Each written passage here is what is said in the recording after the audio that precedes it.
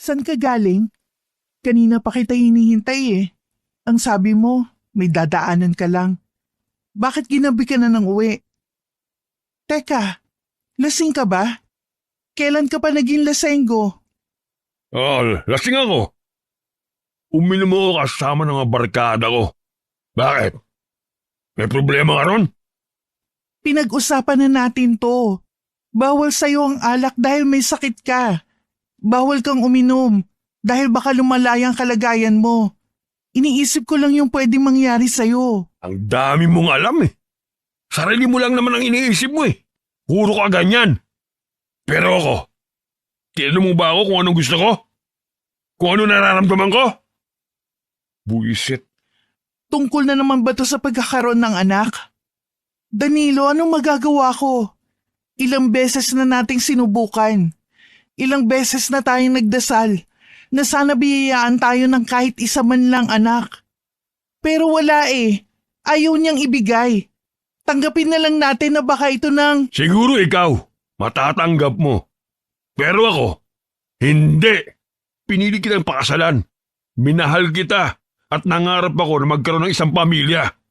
Pero bakit ganun? Bakit parang hindi mo kayang ibigay? Hindi ko rin alam. Magsiping man tayo ng ilang libong beses, araw-araw mang may mangyari sa atin. Kung wala talaga, wala na tayong magagawa. Sorry. Sorry kung pagmamahal na lang ang kaya kong ibigay sa'yo. Ang kaya kong isukli sa lahat ng sakripisyo mo. Sorry kung hindi kita mabigyan ng anak. Yun na nga eh. Hindi mo kayang ibigay ang mga gusto ko. Ano pag sabihin ng pagsasama natin? Kung hindi rin naman tayo matatawag na pamilya. Huwag ka naman magsalita ng ganyan. Malay mo, hindi pa to ang panahon natin para sa pamilya. Malay mo, darating din yung pagkakataon na tayo naman ang magkaroon ng mga anak at masayang pamilya. Kailan pa? Kapag matanda na tayo? Bulag ka ba, Karina? Nasa edad 40 na tayo. Baka sa mga susunod na taon, mag-menopause ka na. Kapag dumating yung araw na yon, sa tingin mo magkakaanak ka pa? Eh kung mangyari man yun di mag-ampon na lang tayo. Maraming bata dyan na nangangailangan ng pag-aruga at pamilya. Baka pwedeng tayo maging daan para matupad ang pangarap nila. Sigurado naman akong mamahalin natin ng sino mang aampunin natin. Hindi ako mag-aalaga ng batang hindi nanggaling sa dugo at laman ko. Hindi ako hahanap ng batang ipapalit dahil sa pagkukulang mo. Siguro sadyang malas lang ako eh. O baka naman nagkamali akong ikaw ang pinili kong pakasalan. Sayang, maraming babae nag-aabol sa akin nun. Kung sila na lang sanang… Tumigil ka na! Napakasakit mo nang magsalita. Sabi mo, hindi ko naiintindihan ang nararamdaman mo. Bakit ako? Naiintindihan mo ba ang pinagdadaanan ko? Danilo, pareho tayo ng pinapangarap. Gusto ko rin magkaanak. Gusto ko rin na magkaroon tayo ng masayang pamilya. Kaya sana, huwag mong isisi sa akin ang lahat kung bakit tayo nagkaganito. Minsan ba, tinanong mo ang sarili mo? Baka ikaw ang may problema? Baka hindi ako? Baka hindi sa akin? Ngayon ako? Ha? Ako naman ang sinisisi mo? Nakasalanan ko ang lahat? Matapos ang lahat ng mga ginawa ko para sa'yo? Ganito yung babalik mo? Mali na naman ang pagkakaintindi mo sa mga sinabi ko eh. Inilalagay ko lang ang sitwasyon ko sa'yo pero anong ginagawa mo? Minamasama mo ang lahat ng sasabihin ko. Kapag ikaw nagsalita, okay lang. Kapag ako masama agad. Danilo, pakiusap kahit minsan intindihin mo yung mga… Hindi na kailangan. Dahil simula ngayon, pinuputol ko ng pagsasama natin. Kung hindi mo ako mabigyan ng anak, maghahanap na lang ako ng iba na makapagbibigay sa akin nun. Isang babae na mamahalin ako. Isang babae na hindi ako susumbatan. Isang babae na malayo sa'yo at hindi katulad mo. Nagsisisi akong ikaw ang pinili ko makasama habang buhay. Saan ka pupunta? Danilo, wag mo naman gawin sa akin to. Nagmamakaawa ako. Danilo, mahal na mahal kita. Pakiusap, wag mo naman akong ipagpalit sa iba. Subukan ulit natin na magsiping. Malay mo baka sa mga sumunod na araw magkaanak na tayo. Danilo, nakikiusap ako. Hindi na kailangan, Karina.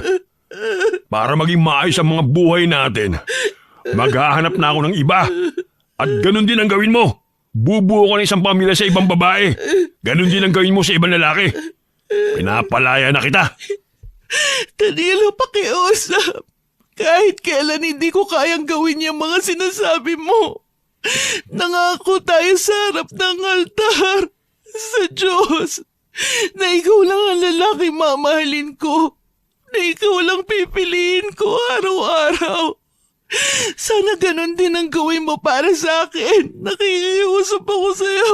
Itigil na natin to, Karina. Alis na ako. Paalam. Pakiusap, pag mo kong iwan. Danilo! Sa paghakbang ni Danilo, ay siya namang pagluhod ni Karina upang mahawakan ang binti ng asawa. Basang-basa ng luha ang kanyang mga pisngi.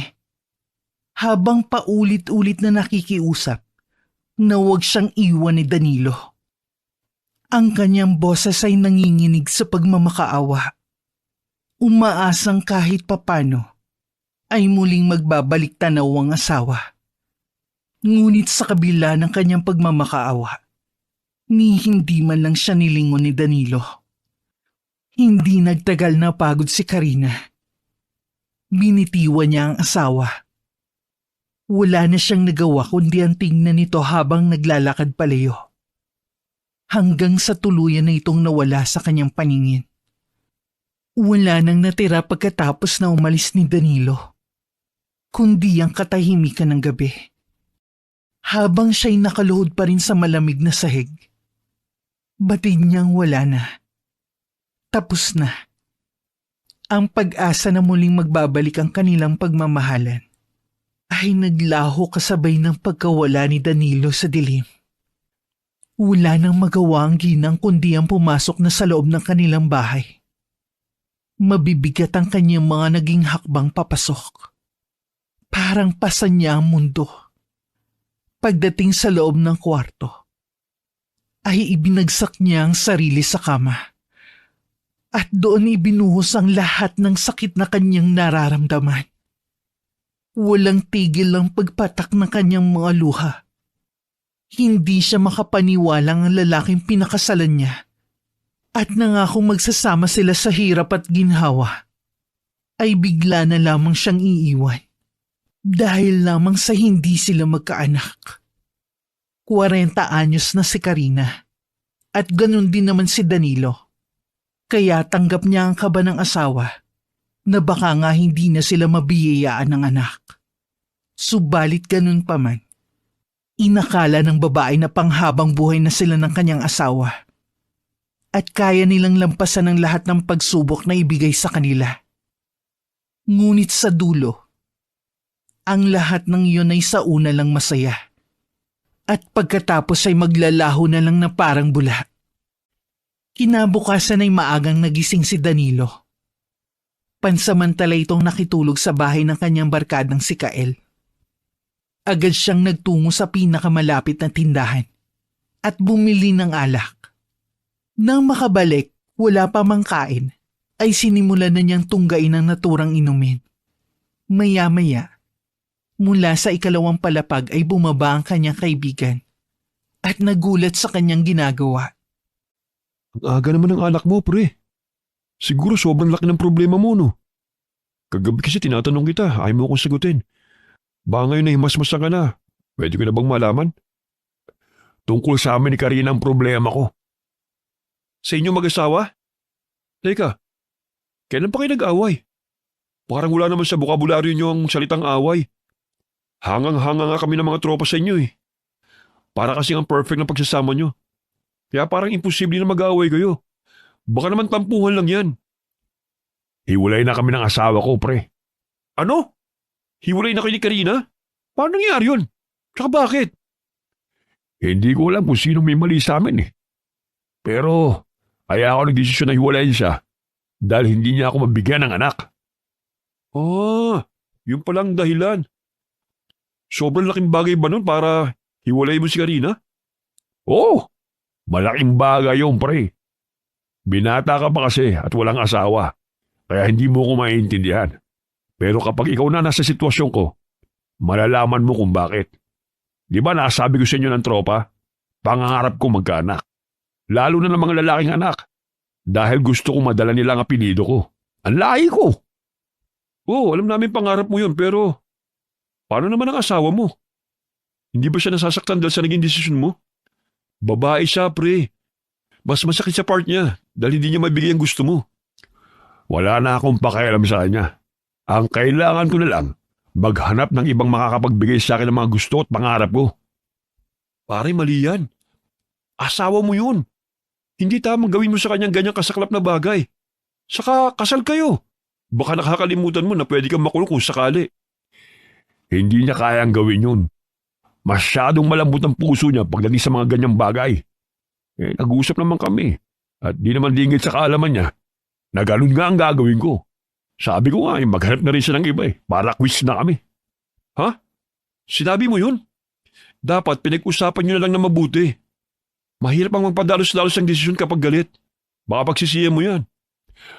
Matagal na kami nag-uusap.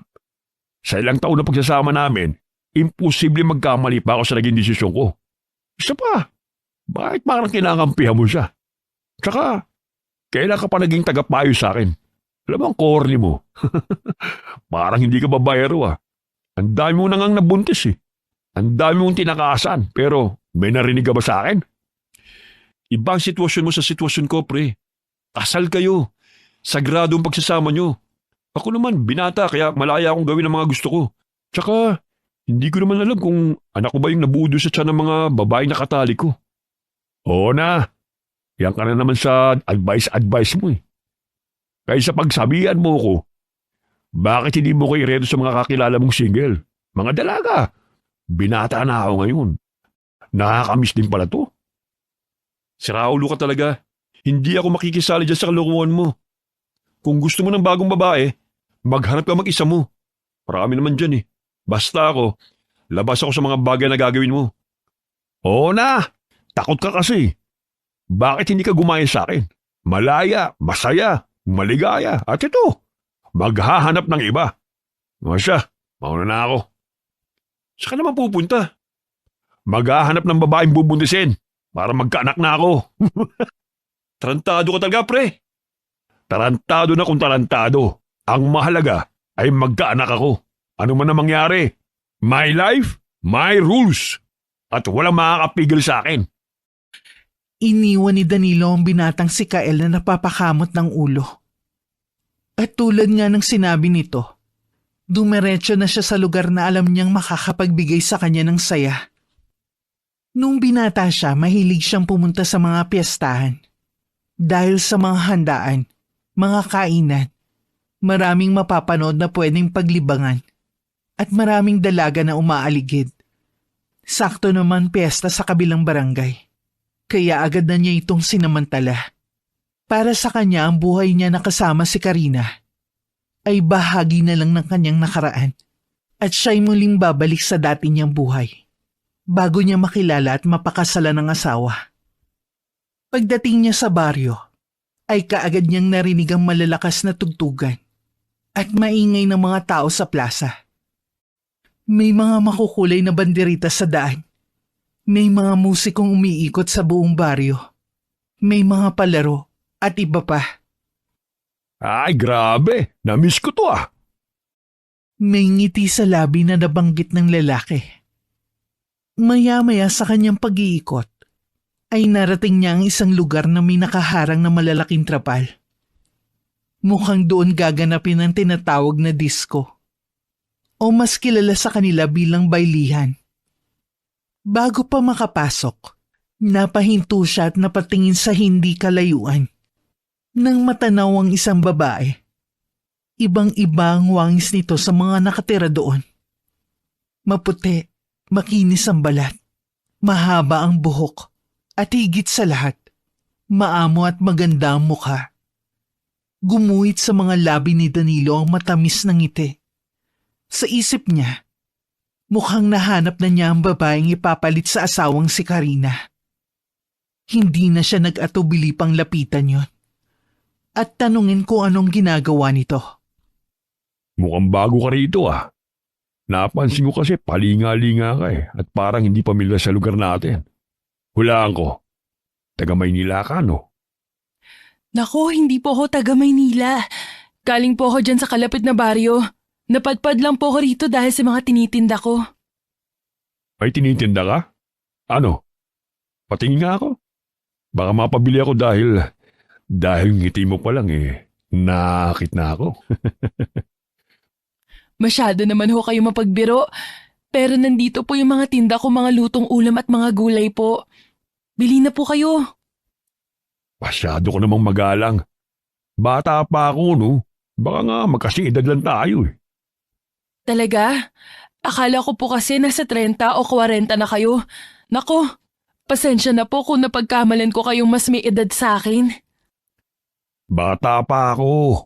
Wala pa akong 30 anyos. Teka, pati nga ng mga tinitinda mo. Napangiti ng lihim si Danilo. Dahil mukhang napapaniwala niya ang dalagang nagtitinda. Sadyang pinatagal niya ang pagpili ng bibilhin upang makausap ito. Ang dami palang pagpipilian ano? Ikaw ba nag-aalaga ng mga gulay nito? Oo, ako mismo ang nag-aalaga sa mga yan. Mahilig kasi ako magtanim-tanim ng mga gulay at halaman na rin. Talaga? Kaya pala fresh na fresh at ang bango-bango. Ano? Itong mga gulay sabi ko sariwang-sariwa at mukhang masarap. Ano ba masarap na lutuin para sa mga to? May paborito ko bang recipe ng ulam? Maraming pwedeng lutuin dyan.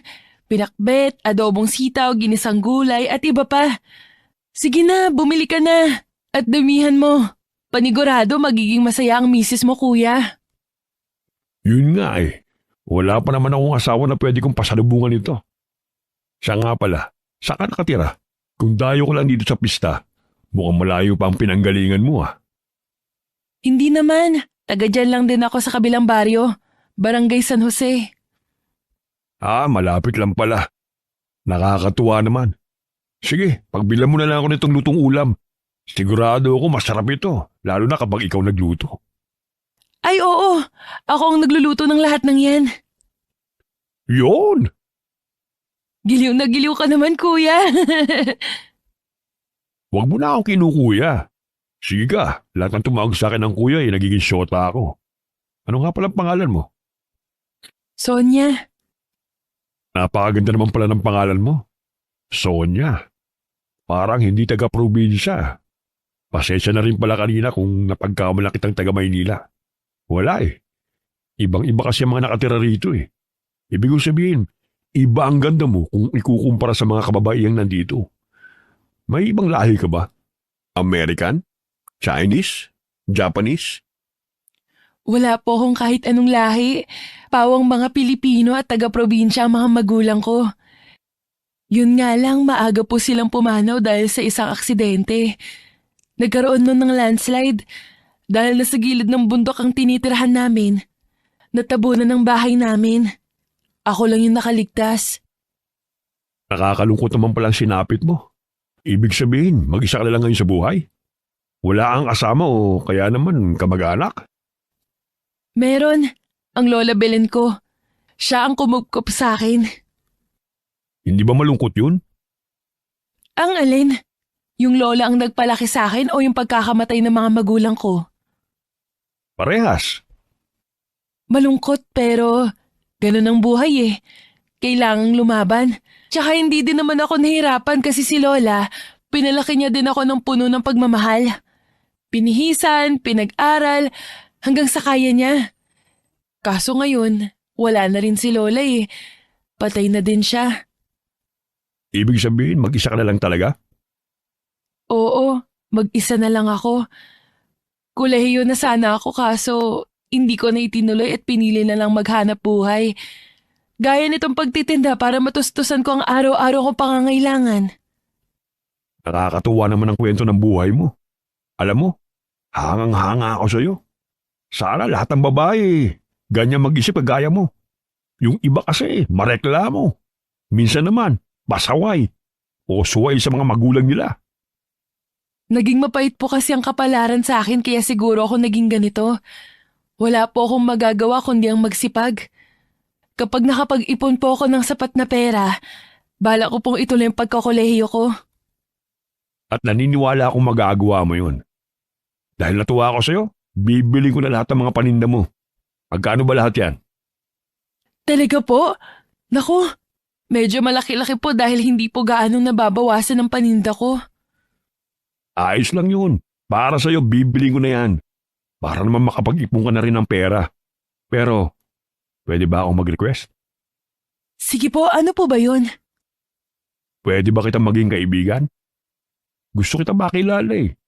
Humahanga kasi ako sa'yo eh. Bukod sa maganda ka na, masipag ka pa. At higit sa lahat, mabait. Matagal na rin akong walang naging kaibigang babae. Okay lang ba sa'yo? Wala pong problema. Magtitinda po ulit ako bukas at babalik dito. Sige, aasahan ko yan ha. O siya, pabalot na lang ako lahat yan. Pauwi na rin kasi ako sa amin eh. Dadali ko yung ibang pagkain kina nanay tatay. Siguradong matutuwa sila sa pasalubong ko sa kanila. Napakabait niyo naman pong anak. Alam niyo po, maswerte ang babaeng mapapangasawa niyo. Bukod po sa masaya kayong kausap, napaka-responsable niyo rin po. Naku, wala pa sa isip kong pag-aasawa. Hindi ko ba kasi natatagpuan yung babaeng para sa akin eh. Matagal ko na siyang hinahanap. Sabi nila, nasa paligid lang daw. Minsan nga, nasa harap na rin natin. Nasa harap po natin?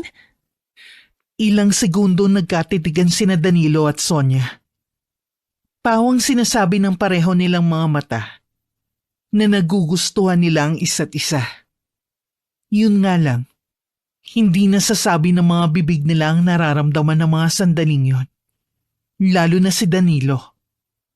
Sinisikap niyang hindi madaliin ang mga bagay-bagay. Gusto niyang iparamdam kay Sonia na mabait siyang lalaki, na responsable siya, na hindi lamang pagkababae niya ang habol nito. Kahit yun ang totoo, hindi dapat yun mahalata ng dalaga. Mas lalong hindi dapat nito malaman na nagsisinungaling siya, na talagang may asawa siya at hindi na binata pa. Mauna na ako ha. Umuwi ka na rin. Huwag kang magpapagabi. Delikado, lalo na ngayon maraming lasing at fiesta. Mahirap na, baka mapagtripan ka pa. Sige, maraming salamat talaga Danilo. Magkita na lang tayo ulit bukas. Nagkunwari si Danilo na aalis na upang ipakita sa dalaga na uuwi na siya. Nang mawala na siya sa paningin ng dalaga, agad siyang nagtungo sa masukal na bahagi ng gubat. Dito itinapon niya ang mga gulay na binili mula sa paninda ni Sonia. Pagkatapos ay bumalik siya sa plaza. Nang sumapit ang gabi, ay nakisali siya sa sayawan doon. Enjoy na enjoy ang lalaki. Nang gabi ring yun, hindi nakaligtas si Danilo sa tukso. Nakilala niya ang isang babae at nagawa na niyang pagtaksilan si Karina. Nagbigay sa kanya yun ng pansamantalang kasiyahan at nakapagpuno sa kanyang pagnanasa. Pagsapit ng umaga, nagising si Danilo na nakahiga sa malamig na sahig sa bahay ng kaibigan niyang si Kael. Nagulat siya sa kanyang kalagayan. Ngunit napabuntong hininga na lang. At napangiti nang maisip na nakauwi pa rin siya kahit lasing na lasing siya kagabi. Napabangon siya mula sa sahig na mapansin niyang papalapit si Kael na may hawak na tasa ng kape. Uy, salamat naman gising ka na. Akala ko di ka na makakabangon dyan eh. O ito kape, pampawala ng hangover. Salamat. Ano ba nangyari sa'yo? Kaya mo pa ba? Kaya pa siyempre. Matindi yung inuman doon sa baylihan kagabi. Pero mas grabe yung nangyari pagkatapos noon. Ano naman kalokohan yan, pre? May naikama akong ibang babae kagabi. Ay nako, tigilan mo na yan, pre. Walang magandang may dudulo sa yung kalokohan yan. Mabuti pa, umuwi ka na sa asawa mo at humingi ka ng tawad. Ano ka, nanay ko? Ha? Pero hindi yun ang mas kikaliligaya ko, pre. Alam mo, may nakilala ko kahapon na isa pang babae. Ang ganda nun, pre. Parang may lahi. Tapos ang puti-puti. Ikinama mo rin? Sira ulo. Nakipagkwentuhan lang ako sa kanya nung medyo maaga-aga pa. Pambira yung babaeng yun. Mukhang interesado ka. Oo. Saka, mukhang pasado siya bilang magiging ina ng mga magiging anak ko. Grabe ka naman talaga sa asawa mo. Ang bilis mo namang makahanap ng mga ipapalit mo sa kanya. Pambira ka. Kala mo binata ka? Huwag kang makialam pare. Maging masaya ka na lang katulad ko.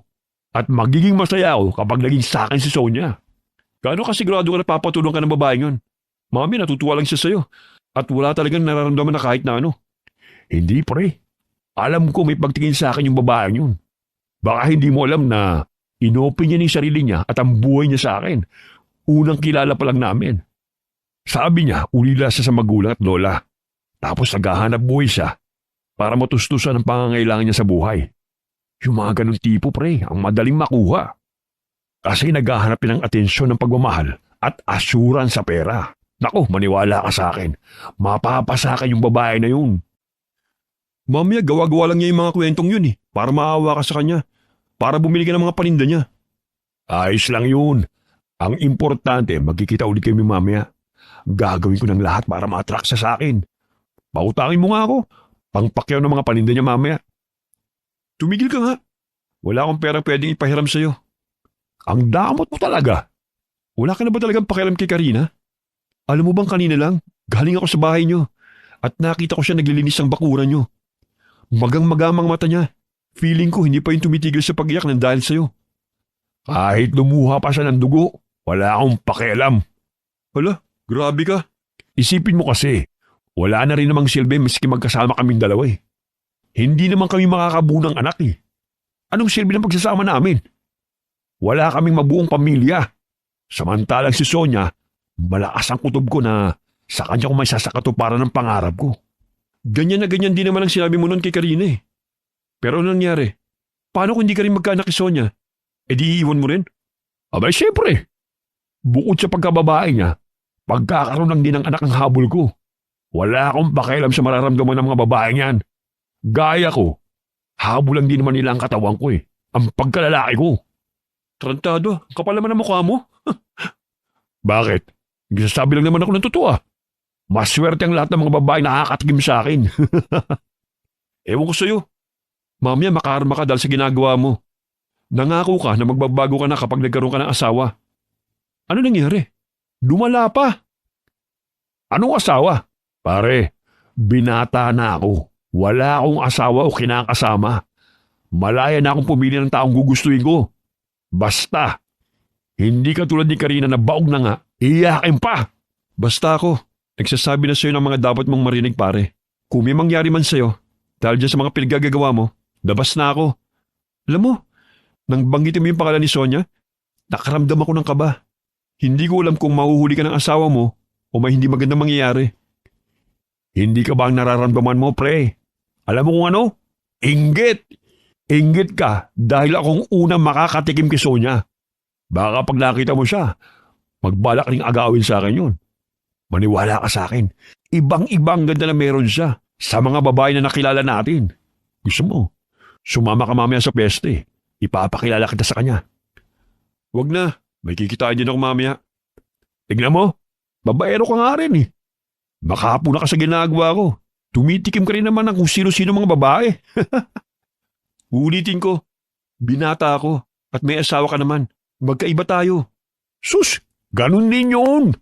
Pareho lang tayo makakaarma sa huli. Isa pa, pareho lang tayo mapupunta sa ilalim at masusulog sa impyerno.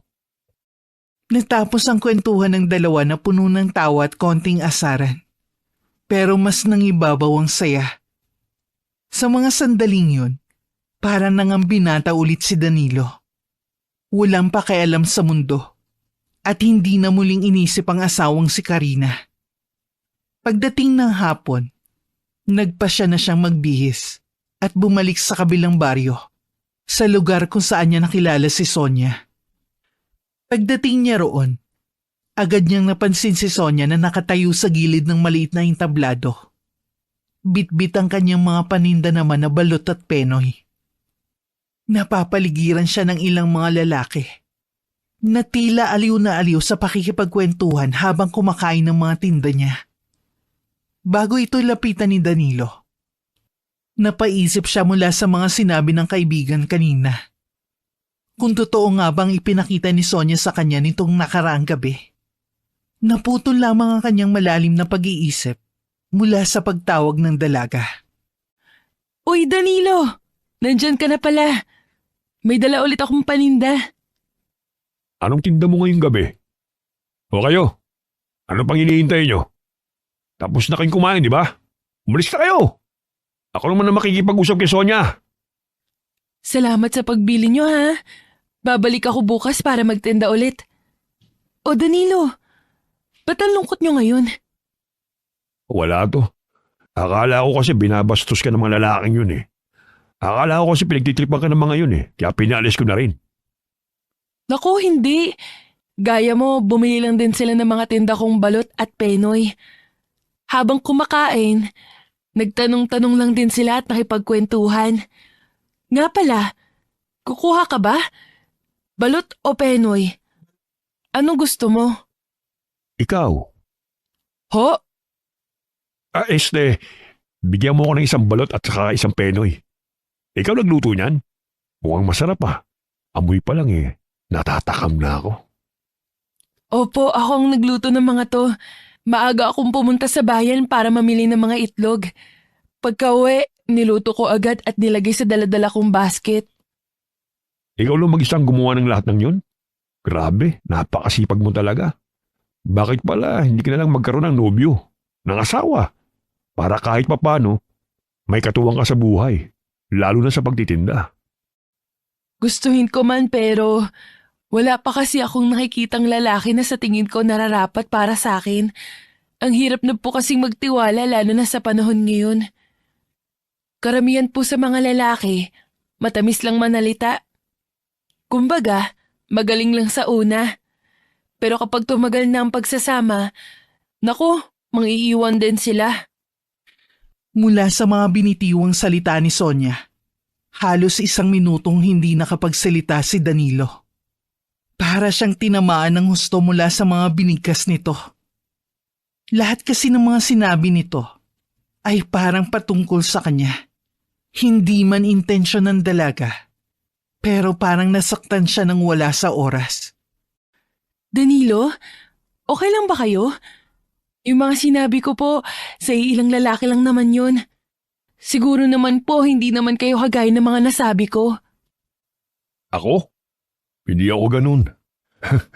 Gaya mo, naghihintay lamang din ako ng babaeng nararapat para sa akin. Kung may mga tarantadong lalaki, hindi malabong meron sa ibang babae. Yung iba kasing nililigawan ko nung, o kaya naman yung lumalapit sa akin. Karamihan katawan ko lang ang habol eh. Alam mo yun? Hindi ko nararamdaman na gusto talaga nila ako. Kaya kung ako rin ang tatanungin, ang iba sa kanila sa una lang di magaling. Parehong-pareho po pala tayo ng pananaw pagdating sa relasyon. Alam niyo po, sana mahanap niyo na ang babaeng para sa inyo. Siyempre, ganun din po sa akin. Ano kung kaharap ko na yung babaeng hinahanap ko? Sonia, paano kung ikaw yung babae na yun? Yung pipiliin ko makasama sa buhay. Ako? Teka, hindi ko alam kung anong mga dapat kong sabihin. Pasensya na. Nabigla ako sa mga sinabi mo. Okay lang kung nabibigla ka. Hindi naman kita pipilitin na magustuhan din ako eh. Pero kung ano man yung mga sinabi ko, totoo yun. At walang halong biro. Nararamdaman ko naman po yun at isa pa, alam kong responsable kayong tao. Pero matanong ko lang, bakit ako'y nakikita mong babae na matagal mo nang hinihintay? Alam ko masyadong mabilis sa mga pangyayari at mukha akong nagmamadali pero maniwala ka. Hindi to pambobola o kung ano pa man. Nang makita kita kahapon at marinig ang kwento mo, nakaramdam ako ng kakaibang tibok dito sa puso ko. Hindi ko alam kung ano yun pero isa lang ang sigurado ko. Gusto kitang ligawan at kung papalarin, gusto kitang pakasalan.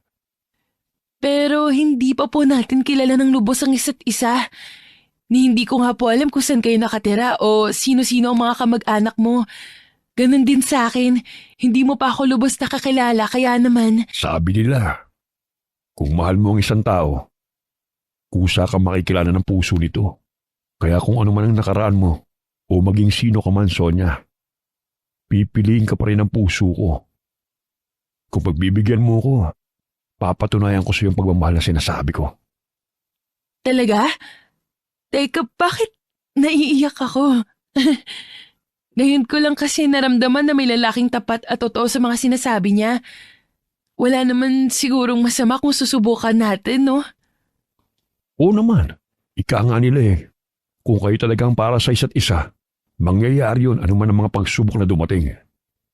Base sa mga sinasabi mo, ibig bang sabihin nito na pinagbibigyan mo akong manligaw sa'yo? Oo, pagbibigyan kita, Danilo. Kung ganun, ngayon pa lang magpapakilala na ako sa'yo. Gaya ko, gusto rin kitang makilala pa ng lubos. Yun nga ang ginawa ni Danilo. Nagkwento ito ng mga detalye at impormasyon na pawang kasinungalingan.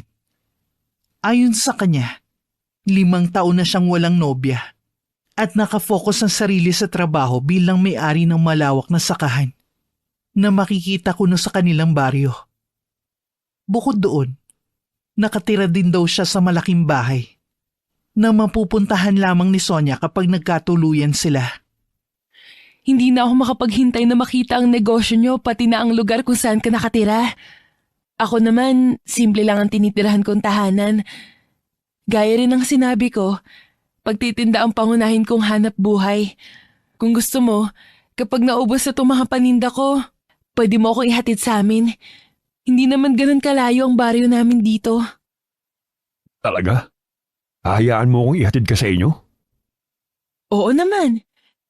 Danilo, buong ang loob ko at malaki ang tiwala ko sa'yo. Isa pa, mukhang kailangan na rin kita sa buhay ko kasi kailangan ko nang magtatanggol sa akin.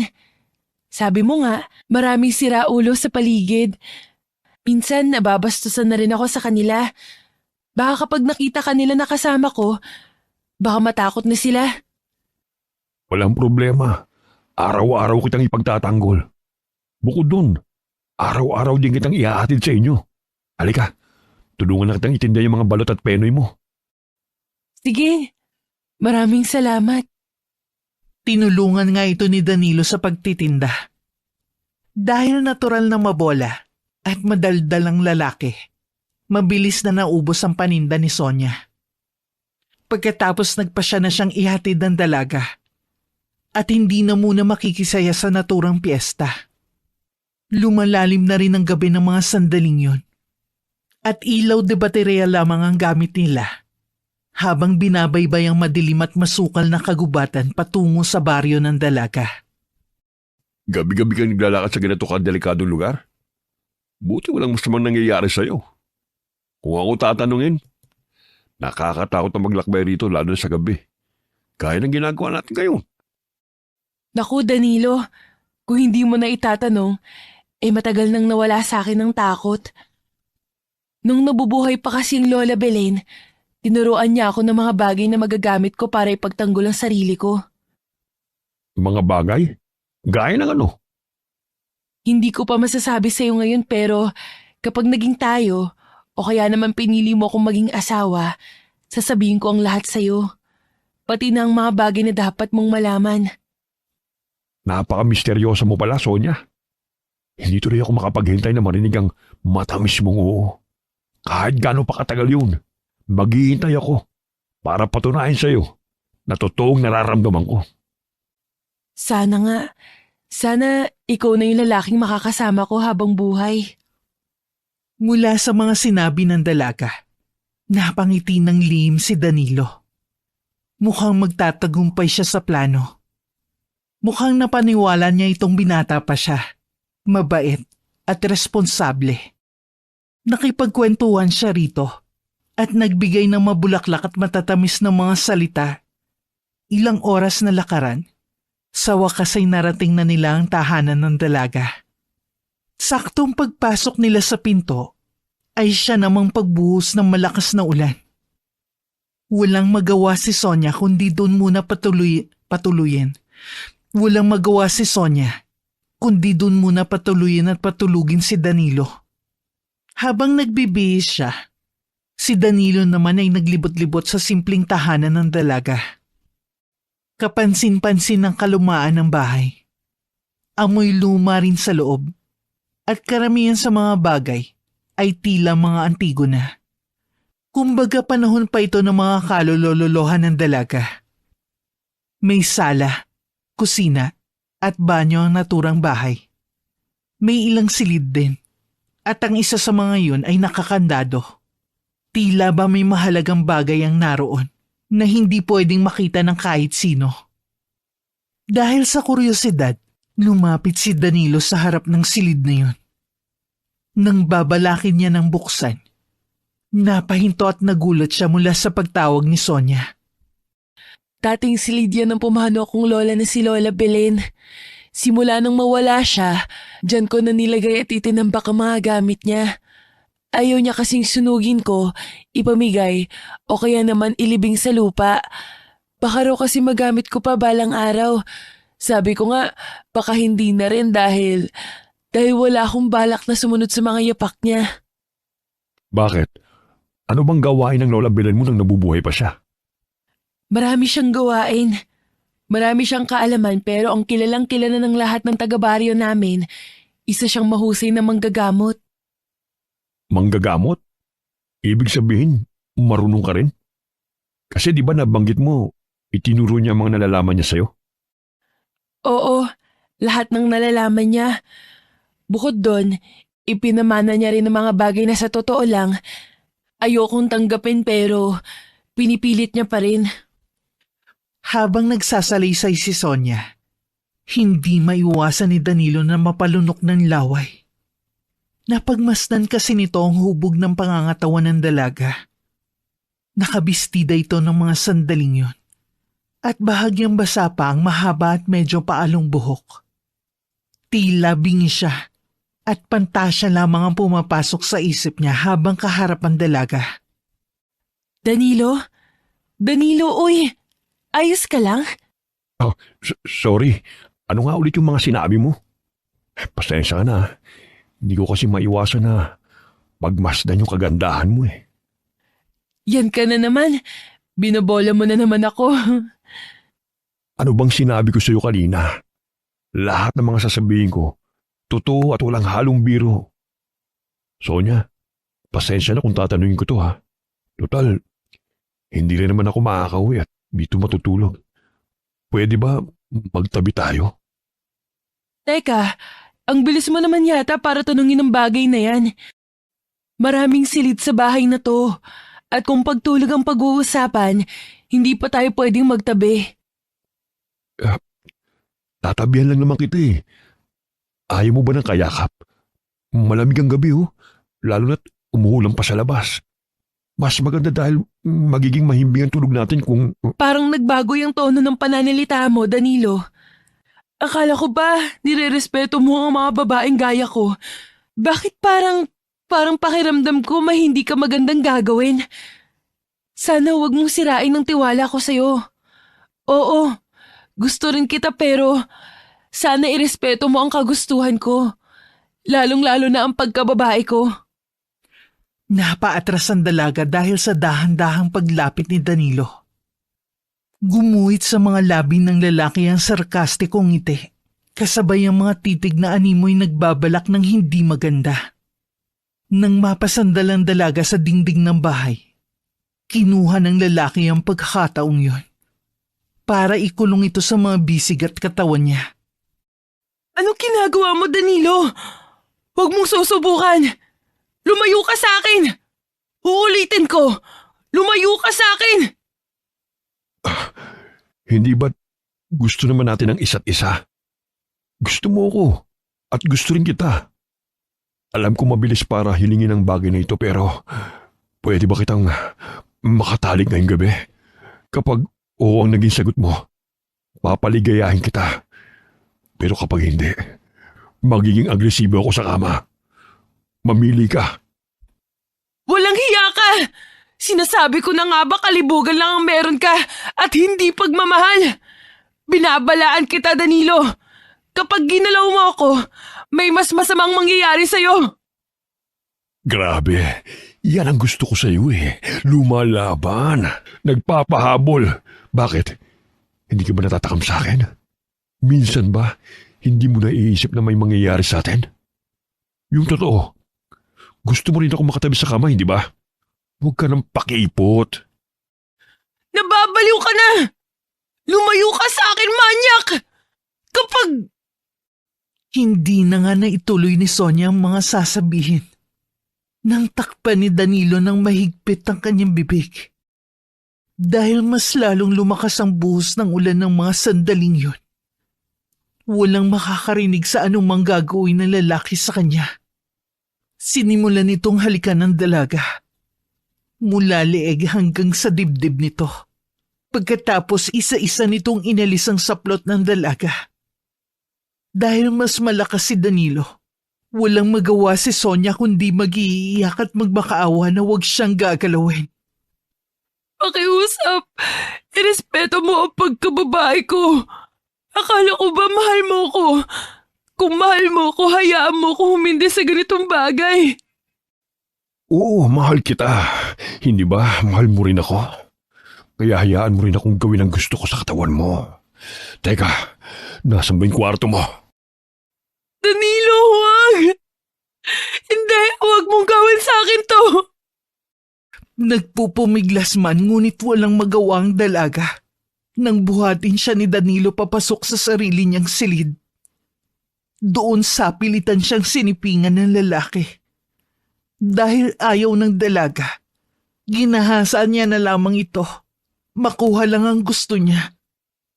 Matapos ang halos 10 minuto, bumangon si Danilo at saka nagsuot ng mga damit.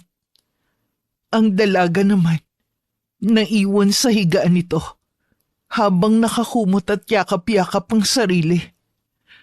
Umiiyak din yun habang masama ang titig sa lalaki dahil sa ginawa sa kanya. Wala akong ibang gagawin sa'yo. Hindi rin ako papatay ng tao para lang mapatahimik ka. Isa lang naman ang gusto ko eh. Ang magkaanak sa'yo. Babalik ako sa mga susunod na linggo o buwan. At kapag nabuntis ka, pananagutan ko mabubuong bata sa tiyan mo. Nagkakaintindihan ba tayo? Napakawalang hiya mo! Hindi mo alam kung anong ginawa mo! Magbabayad ka! Sisiguraduhin kong pagdudusahan mo ang kababuyan na ginawa mo sa akin!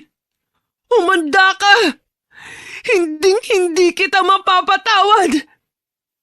Sa tingin mo matatakot ako sa'yo? Pare-pareho lang kayo mga babae. Mahihina, marurupok, at higit sa lahat, mga uto-uto. Alam mo, matapang ka lang sa salita eh. Pero wala kang pinagkaiba sa asawa kong si Karina. Gaya niya, mahina ka rin mag-isip. Kapag nakita mo siya, baka magkasundo kayo. May asawa ka na? Ibig sabihin, kasinungaling ang lahat ng mga sinabi mo sa akin. Ano pa ba sa tingin mo? Grabe, napakahina nyo talaga mag-isip. Kaya kayo naluloko ng mga lalaki. O siya, mauna na ako. Basta yung billing ko ha.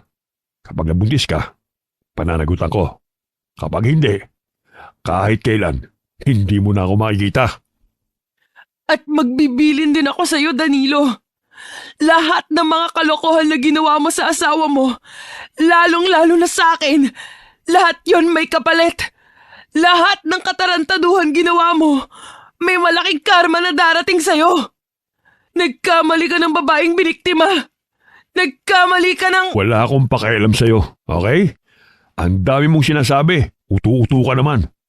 Mauna na ako. Tamang-tama lang ang paghinto ng ulan. Salamat sa masayang gabi na to, Sonia. Sobrang napaligaya mo ko. Hindi na nga pinakinggan pa ni Danilo ang mga sasabihin ni Sonia. Nilisan niya ang tahanang yun at dumiretso sa bahay ng kanyang kaibigang si Kael.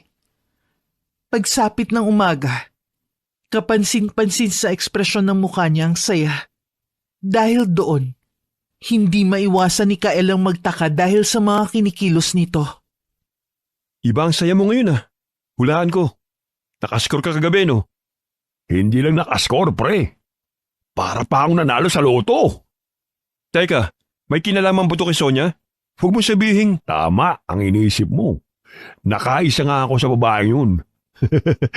Hindi mo lang alam pero sobrang sarap niya ng mga sandaling yun, pre. Bala ko nga bumalik mamayang gabi. Hindi naman sa pilitan yun, no? Ibig sabihin, wala pala siyang pinagkaiba sa mga babae nakakatalik mo. Mabilis din pala siyang bumigay. Matigas siya nung una pero nadaan ko naman sa santong paspasan. Hindi naman mahalaga kung gusto niya o hindi ang ginawa ko. Ang habol ko lang, magkaanak sa kanya. Kapag nangyari yun, kukunin ko rin yung bata at saka ako, aray! Aray! Oh, ano nangyayari sa'yo? Ba't nakahawa ka sa ari mo?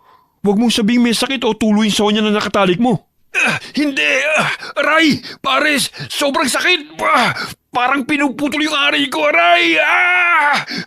Hala, bakit parang may tumutulong dugo sa hita mo, pre? Ano ba nangyayari sa'yo? Mula sa malakas na pagsisigaw, dahan-dahan ring napaluhod si Danilo dahil sa iniindang sakit mula sa kanyang maselang parte ng katawan.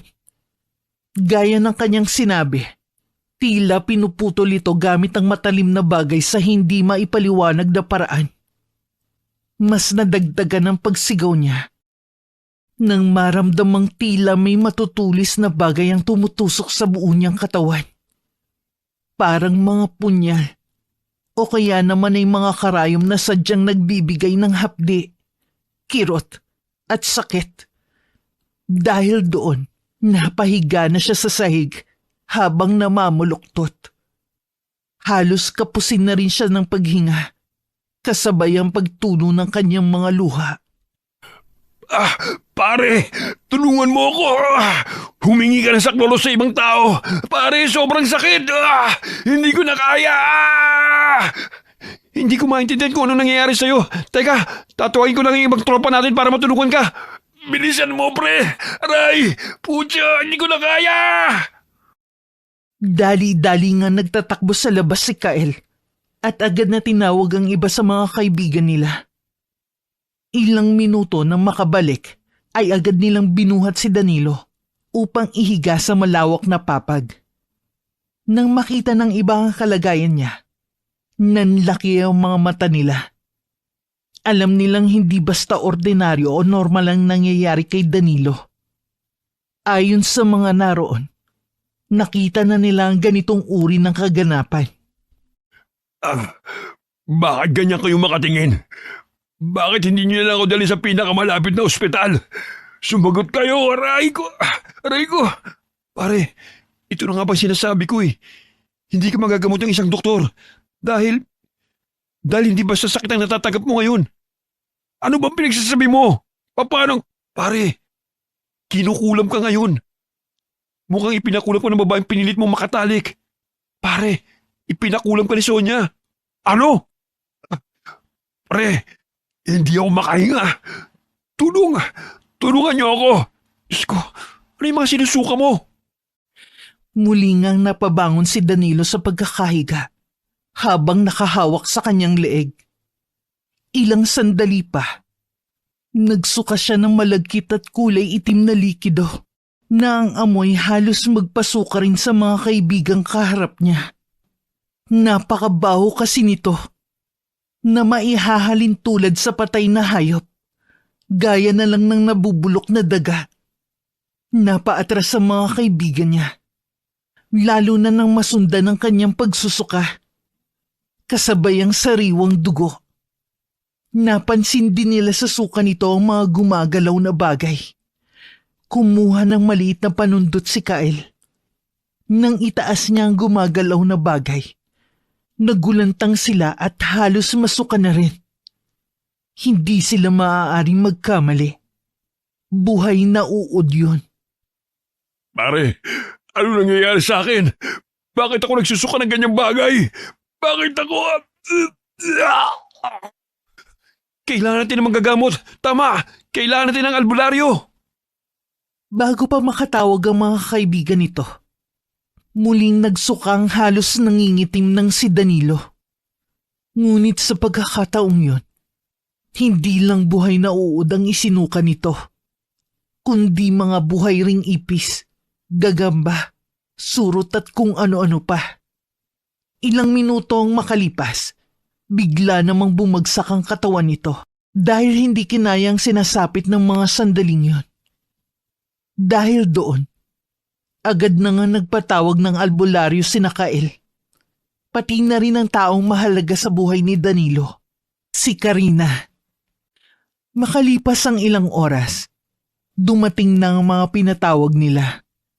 Naroon si Karina kasama ang isang matandang lalaki na nagngangalang Mang Teban na alam nilang mahusay na albularyo sa kanilang lugar o baryo. Nang makita ang kalagayan ng asawa, hindi naman mapigilan ng babae ang mapaiyak at magtanong ng paulit-ulit sa kaibigan ng asawa, lalong-lalo na kay Kael. Sumagot kayo! Ano nangyari sa kanya? Bakit walang malay ang asawa ko? Bakit ganyan ang kalagayan niya? Bakit siya nagsuka? Nagsuka ng ganyang mga bagay? Bakit? Mahabang kwento pero ang asawa mong si Danilo lang ang makakasagot sa mga tanong niyo ngayon.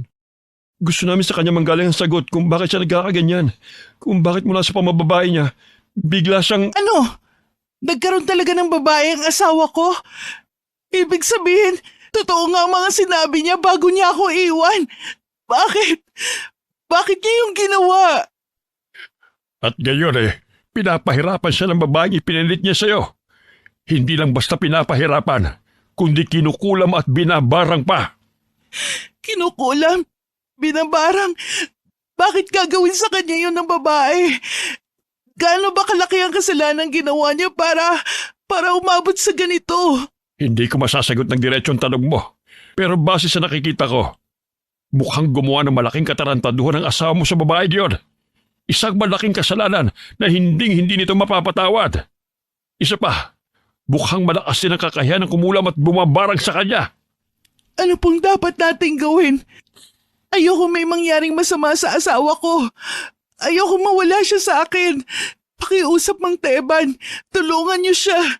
Gagawin ko makakaya ko pero hindi ako nangangako maililigtas ko ang asawa mo. Ikuhan niyo ako ng maliit na panangganang naglalaman ng malinis sa tubig. Dala ko ang mga halamang gamot para matukoy natin kung saan matatagpuan ng nagpapahirap sa kanya. Kapag nagkataon, lalaban tayo para hindi bawian ang buhay ng lalaking to. Bilis na! Kumilos kayo! Yun nga ang ginawa ng mga kaibigan ni Danilo. Ipinasok nila sa silid ng mga ipinakuha ng matandang albularyo. Nang matapos, sinimulan na ng matanda ang unang ritual at panggagamot. Gamit ang tawas at maliliit na parang bato, inilagay niya yun sa tubig. Pagkatapos kumuha siya ng kandila at sinindihan yun. Sa pagtulon ng kandila sa malinis na tubig, humulma ang isang imahe. Para yung babae na may mahabang buhok at galit na galit ang ekspresyon ng tila mukha nito. Tama nga hinala ko. Isang babaeng may gawa nito. Hindi lang siya basta babae. Siya ang niligawan ng asawa mo at sa huli, pinagsamantalahan. Galit na galit siya at gustong patayin ang asawa mo. Susubukan ko siyang makausap para itigil niya ang ginagawa niya sa lalaking to. Gawin niyo po ang lahat. Hindi ko po kakayanin kapag nawala siya sa piling ko. Lumabas muna kayo ng silid na ito. Gagawin ko at iuusan ng malakas na orasyon upang kontrahin ang kulam at barang ng babaeng yon. Nang makalabas na ang lahat, sinimulan na ng matanda ang ritual at panalangin. Gamit ang may kalakihang paso, inihulog niya ron ng isang uri ng mutya, kasabay ang mga halamang pangontra sa kulam at barang. Nang sindihan niya ito, kumalat sa buong silid ang makapal na usok. Nang mangyari yun, sinimulan niya ang pag-usal ng malalakas na mga orasyon na natutunan pa niya mula sa mga ninuno. Mula naman sa labas, mapapansin ng hindi mapakaling si Karina.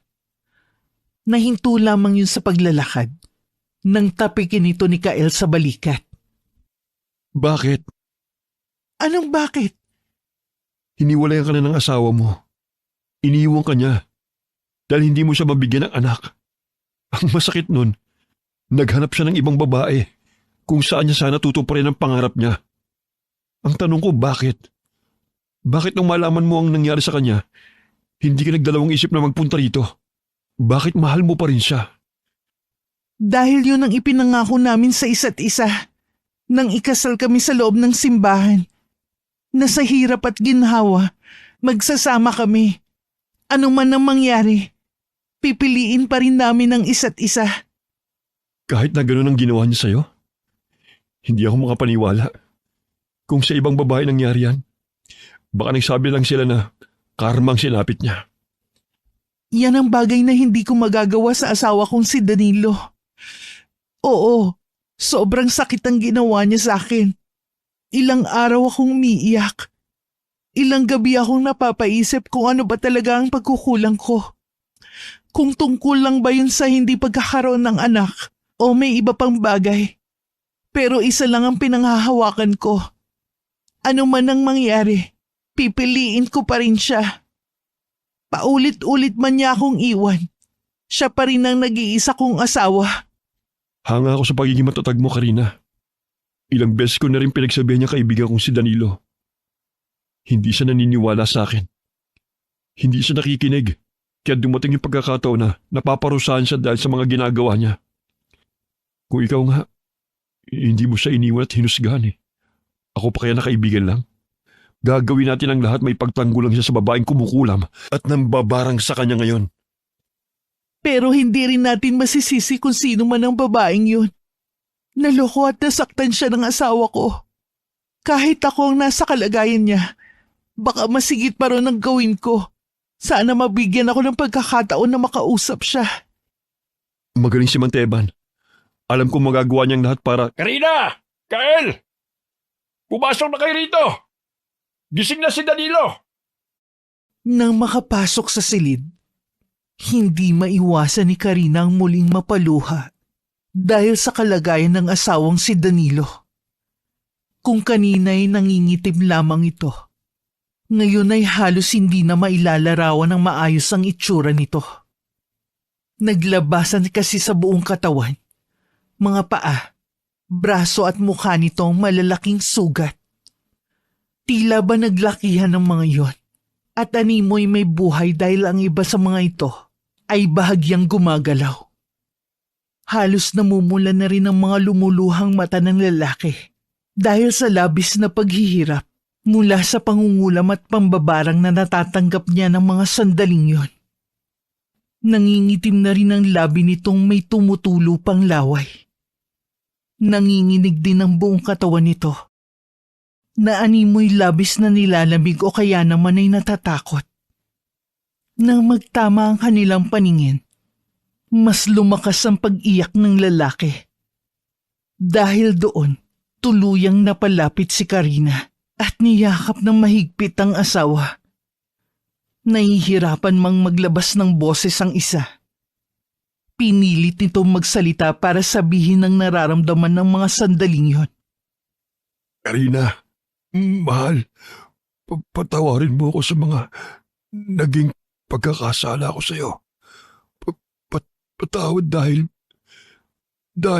hindi kita pinakinggan. Na yung nararamdaman ko lang ang tinignan ko. Patawad dahil nagkulang ako sa iyo bilang asawa mo. Mahal, patawarin mo ko. Hindi ako magtatanim ng galit sa'yo. Lagi kitang patatawarin dahil naniniwala ako sa pagsasama na meron tayo. Danilo, mahal, pakiusap, lumaban ka. Alam kong nagkasala ka sa babaeng yun pero sikapin mong humingi ng tawad sa kanya. Hindi man tayo sigurado kung naririnig niya ba tayo ngayon. Pero yun lang ang pwede mong gawin para hindi ka na niya pahirapan pa. Walang kapatawaran ng ginawa ko sa kanya. Kung gusto niya man akong pahirapan, o kaya naman ay ang mamatay. Siguro dapat lang na maranasan ko yun. Dahil Huwag ka magsalita ng ganyan, Danilo. Lahat ng tao may karapatang magsisi. Gano'n man kalaki ang nagawa niyang kasalanan. Kung ang Diyos nga ay nagpapatawad sa lahat ng nagkakasala, siguro naman kaya ka rin patawarin ng babaeng ginawan mo ng kasalanan. Mahal, humingi ka ng tawad sa kanya. Makiusap ka. Hindi ko kakayanin kapag nawala ka sa buhay ko. susubukan ko, mahal. Sonia, kung naririnig mo man ako ngayon, patawad sa lahat ng mga kasinungalingan ko, panloloko, at pananamantalang nagawa ko sa iyo.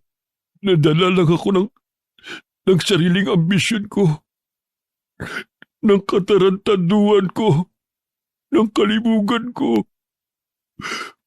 Patawad kung nasaktan kita. Nagsisisi na ako sa mga nagawa ko sa iyo. Sonia, patawad. Danilo, mahal, ano nangyayari sa'yo? Mang Teban, bakit nagkakaganito ang asawa ko? Mang Teban, tulungan mo siya! Mukhang may pagsasali ng pagkatao nagaganap. Pagsasali ng pagkatao? Anong klaseng bagay yon? Lumayo kayo. Delikado ang maaaring gawin ang asawa mo. Sa nakikita ko, pansamantalang lilipat ang pagkatao ng babaeng niyo sa katawan ng asawa mong si Danilo. Ihahanda ko mga gamit ko. Mukhang mapapalaban tayo kahit wala siya mismo sa harapan natin. Tulong! Tulungan niyo ako! Mas lalong nanginig ang buong katawan ni Danilo. Ang mga namumula nitong matay biglang tumirik. Mas bumilis din sa paggalaw ang mga ugat sa katawan nito. Maya-maya bigla yung huminto sa pagwawala. Ilang segundo halos magulat ang lahat nang umupo ito ng maayos sa papag na hinihigaan. Sa pag-angat ng ulo nito, makikita ang masamang ngiti sa mukha ng lalaki. Ilang sandali pa nagsalita yun. Natakot ang lahat maliban kay Mang Teban nang ang boses nito ay maging isang boses ng babae. Hindi ako papayag. Hindi ako titigil na pahirapan ang katawang ito hanggat hindi siya namamatay. Ikaw pa ang babaeng niloko at pinagsamantalahan ng asawa ko. Ikaw ba si Sonia? Oo, ako nga ang babaeng pinaniwala ng asawa mong binata siya at mamahalin ako habang buhay. Akala ko totoong mga sinabi niya sa akin. Akala ko hindi niya sisirain ang tiwalang ibinigay ko sa kanya. Pero anong ginawa niya? Pinagsamantalahan niya ang kahinaan ko, ang pagkababae ko. Ano man ang nagawa ng asawa ko? Nakikiusap ako sa iyo.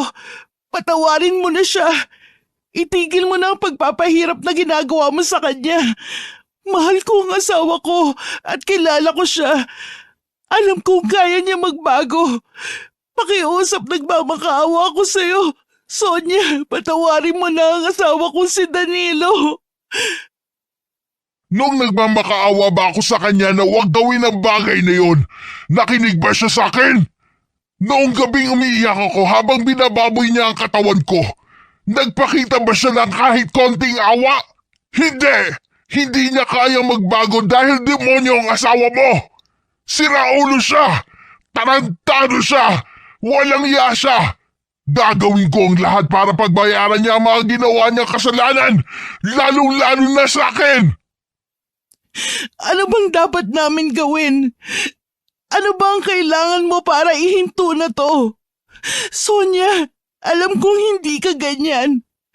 Alam kong bago magkasala ang asawa ko sa iyo, isa kang mabait na tao. Nakikiusap ako. Patawarin mo na siya. Hindi ko kayang mawala ang asawa ko sa akin. Hindi mo ako kilala. Hindi ninyo alam kung sino talaga ako. Ngayon, ipakikita ko kung paano magpahirap ang isang babaeng inabuso. Hindi! Wag! Mahal, hindi ko na kaya. Tulong! Tulungan niyo ako! Nang makita ang paghihirap ni Danilo, mabilis na pumagitna ang matandang albularyo ng si Mang Teban.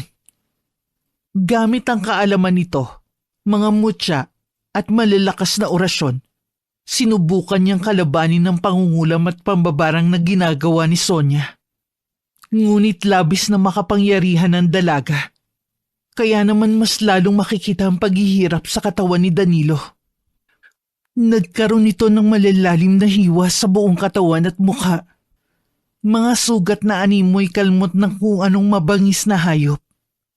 Dahil doon, muling napasigaw ng malakas ang lalaki. Wala pang 1 minuto.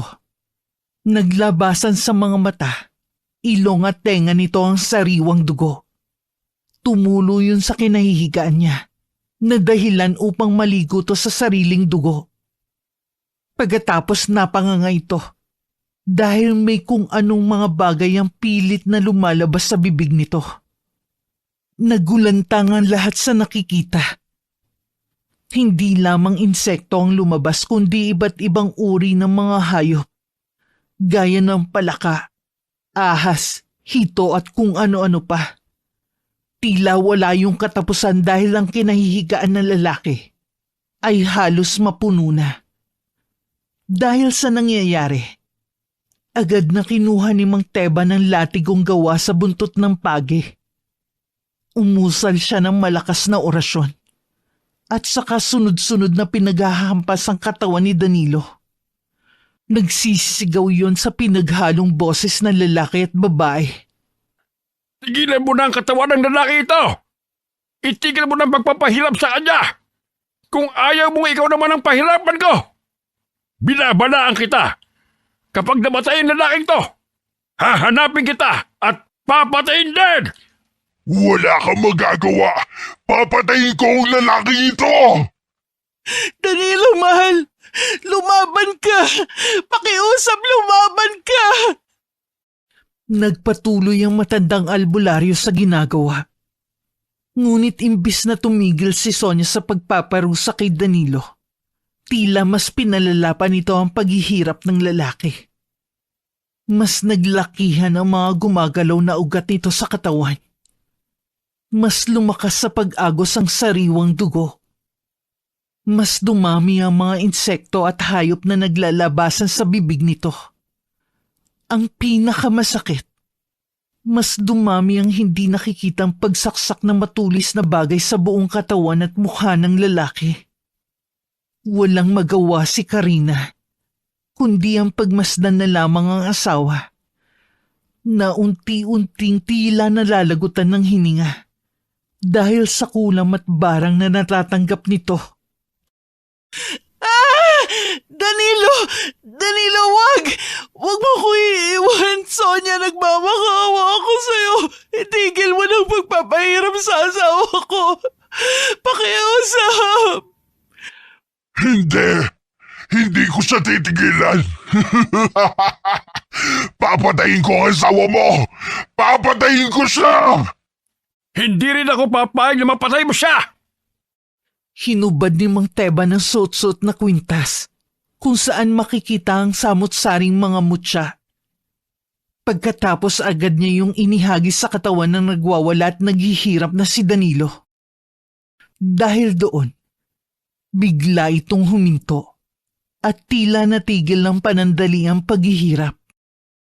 Muli siyang umusal ng malakas na orasyon. At ilang segundo lang, maririnig ang malakas na sigaw mula sa boses ni Sonia. Dali-dali namang lumapit si Karina sa walang malay na asawa. Sinuri niya ang kalagayan nito, maging ang pulso. Napangiti siya habang lumuluha dahil buhay pa ang asawa niya. Niyakap niya ito ng mahigpit at saka nagpasalamat sa matandang albularyo na si Mang Teban. Hindi pa tapos ang laban natin sa babaeng yon. Hindi pa tuloy ang nakalaya ang asawa mo sa pangungulam at pambabarang sa kanya. Hindi pa. Pero napatigil niyo na ang pagpapahirap na ginagawa niya. Ibig sabihin, hindi pa magiging ligtas ang asawa ko. Bakit? Hindi pa siya tuloy nakakaligtas.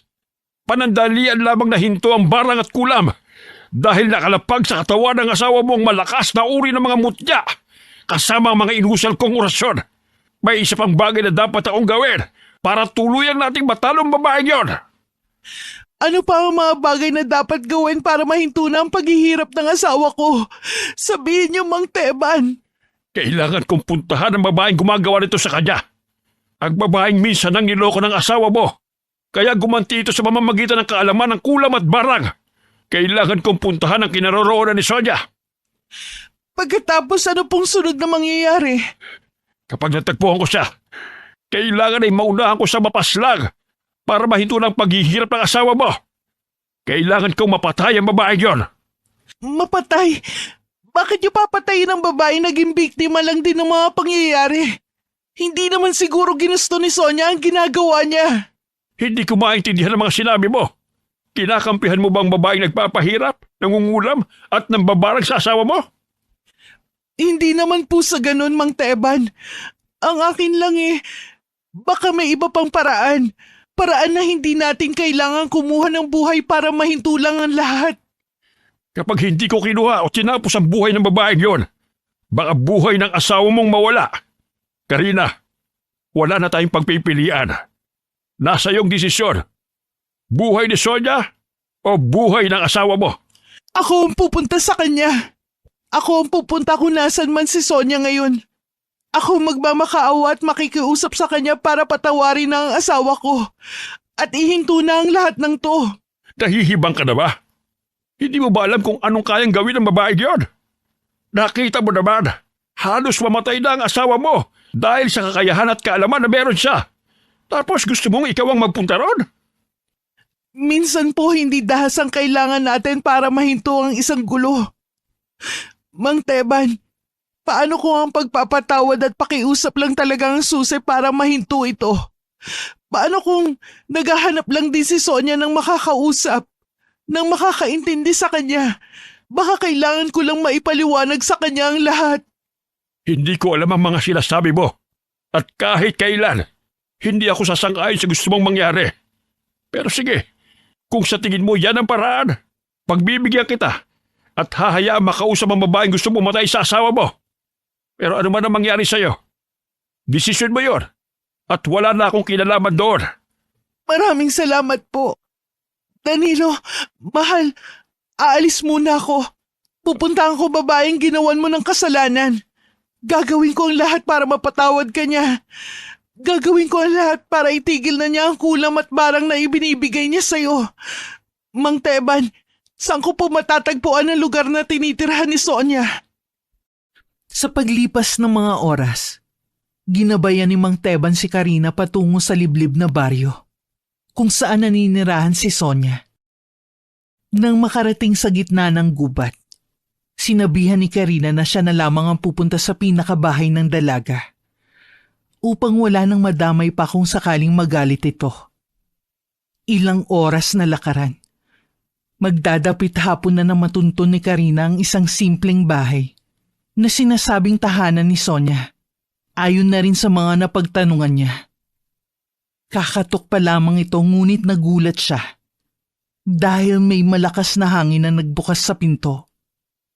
Mula sa loob, natanaw niya si Sonia na nakaupo sa isang silya habang bitbit ng kaliwang kamay ang maliit na figura na hugis tao. Nasa kanang kamay naman ito ang isang matulis na bagay na parang karayom. Anong ginagawa mo rito? Bakit ka nagpunta sa lugar na alam mong papatay sa'yo? Marahil ikaw ang babaeng ginawa ng kasalanan ng asawa ko. Sonia, nandito ko para personal na humingi ng kapatawaran dahil sa mga nagawa ni Danilo sa'yo. Sonia, muli ako nakikiusap na patawarin mo na ang asawa ko. Bakit ko patatawarin ang... Nahinto sa pagsasalita ang dalaga nang biglang lumuhod sa harap niya si Karina. Kitang-kita rito ang sinseridad at pagmamakaawa para sa asawang si Danilo. Gaya ng sabi kanina, Muli itong humihingi ng kapatawaran. Alam kong dapat siya magbayad dahil sa mga ginawa niya sa'yo. Alam kong kailangan niya maparusahan dahil hindi makataong pagkakasala niya sa'yo. Pero Sonia, bigyan mo ng pagkakataon na magsisi at magbago ang asawa ko. Naniniwala akong may pag-asa pa sa kanya. Bakit kahit nagkasala na rin ang asawa mo sa'yo, bakit pinagtatanggol mo pa rin siya? Bakit ikaw pa ang nagpunta rito? Ang lumuluhod, ang nagmamakaawa. Anong meron sa lalaking nanloko sa ating dalawa? Pagmamahal, Sonia. Nang ikasal kami ni Danilo, nangako ako sa Diyos na hindi ko siya iiwan, na hindi ko siya pababayaan, na kahit magkasala man siya sa akin, hindi ko siya bibitiwan at palagi ko siyang patatawarin. Sa hirap at ginhawa, palagi ko siyang sasamahan. Sonia, mahal na mahal ko ang asawa kong si Danilo. Pakiusap, bigyan mo pa siya ng isang pagkakataon.